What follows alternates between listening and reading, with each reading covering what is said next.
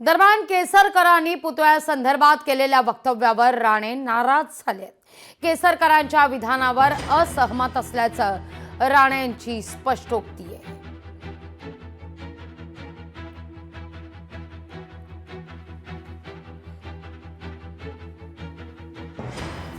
सध्या मला असं वाटतं की हा एक अपघात आहे आणि त्याच्यामुळे कोणी याच्यावर त्याच प्रकारे ते घ्यावं आणि कदाचित असं असेल की चांगल्या वाईटातून चांगलं घडायचं असेल आणि त्याच्यासाठी सुद्धा अपघात घडला असेल, काही सांगता येणार नाही।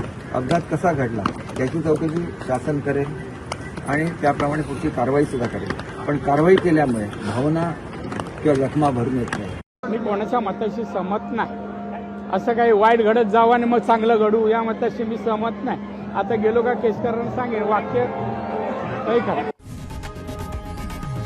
लोकशाही मराठी ऐका, पहा, जागरूक रहा।